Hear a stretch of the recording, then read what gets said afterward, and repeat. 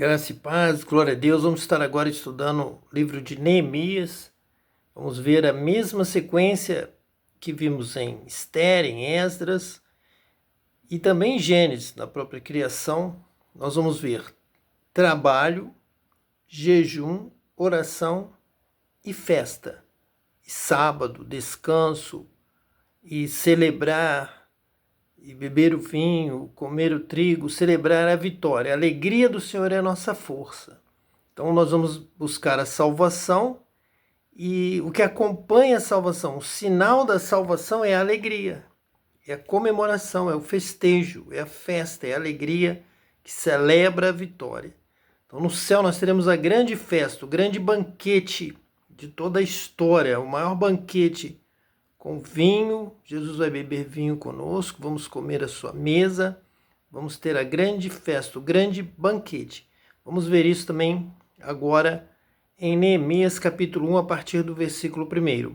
As palavras de Neemias, filho de Acalias, e sucedeu no mês de Quisleve, no ano 20º, estando eu em Suzã, a fortaleza, que veio a Anani, um de meus irmãos, ele e alguns de Judá, e perguntei-lhes pelos judeus que escaparam e que restaram do cativeiro e acerca de Jerusalém.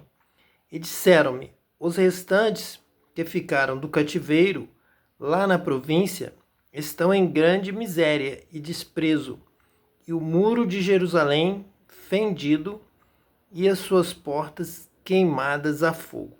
Então nós temos um momento em que alguns judeus ficaram em Jerusalém, se esconderam, não foram levados para o cativeiro, estavam muito empobrecidos. A cidade destruída, queimada, os portões, os muros derrubados, estavam lá passando muita dificuldade, muita pobreza. E agora Neemias já tinha acesso ao rei do Império Persa. Com isso, já não havia mais aquele sentimento da escravidão do judeu lá onde era a Babilônia, mas que agora era dominado pelos persas. Então Neemias já teve liberdade para acessar o rei da Pérsia pedindo que ajudasse a sua nação. Então não havia no conhecimento naquele momento dos persas nada contra o povo judeu, nenhum fato diretamente dos judeus para com os persas, que estavam chegando para o lado de Israel naqueles dias, por aquele período, aqueles anos, e por isso eles não tinham informação, não tinham contenda ainda, diretamente da Pérsia com os judeus. Por isso, Neemias é usado por Deus, é o kairós de Deus, é o tempo oportuno para que Neemias possa solicitar sua ida a Jerusalém e liderar a reconstrução, especialmente do muro de Jerusalém. Neemias fica bastante tocado pela questão do muro. A sua vontade é iniciar a reconstrução pelo muro. Ele sente que o muro é que vai trazer o primeiro sinal de proteção, de força, condição de se proteger de alguns inimigos que haviam ali ao seu redor. Ele já tinha essa informação e ele então fixa no primeiro momento de estar restaurando o muro de Jerusalém. Versículo 4 diz assim: e sucedeu que, ouvindo eu estas palavras, assentei-me e chorei, e lamentei por alguns dias, e estive jejuando e orando perante o Deus dos céus. Então é marcante que tanto Esther, junto com o seu primo, vão orar, vão jejuar, quanto também Esdras. Em um certo momento ele ora e jejua. Depois vem a vitória. O mesmo acontece ali com Mardoqueu e Esther. Jejuam, oram, proclamam jejum em toda a nação e são agraciados com a bênção, com a festa. Então, primeiro, o trabalho, a oração, o jejum, a tristeza, como na criação. 6 dias farás o teu trabalho, você vai chorar, você vai se cansar, você vai trabalhar bastante. 7º dia, você vai se alegrar. Vai haver bolo, vai haver festa, vai haver danças, as crianças vão brincar, os homens, as mulheres, com a presença de Deus. E Deus também descansou, o que significa não um descanso físico como nós conhecemos, mas Deus celebrou. Houve o dia da festa e Deus nos chama, nos convida para essa festa e para uma festa eterna no reino dos céus, para o banquete celestial. Então aqui o livro de Neemias, já no versículo 4, começa também falando: assentei-me e chorei e lamentei por alguns dias e estive jejuando e orando perante o Deus dos céus. Então o choro pode durar uma noite, mas a alegria vem pela manhã. Então para o povo de Deus é sempre importante ter um momento de oração, de quebrantamento, de arrependimento, de conversão, de lágrimas, e depois vem a festa. Ao nascer de um novo dia, tudo muda e Deus nos convida a celebrarmos a festa pelo livramento, pela cura, pela bênção, pela salvação. E o versículo 5 que diz: e disse: ah, Senhor, Deus dos céus, Deus grande e temido, que guarda a aliança e a benignidade para com aqueles que o amam e guardam os seus mandamentos. Então, na oração de Neemias, ele faz uma declaração de profissão de fé, de prática, de obras. Deus guarda a aliança e a benignidade para com aqueles que o amam e guardam os seus mandamentos. Então, não é de qualquer forma. O justo viverá da fé.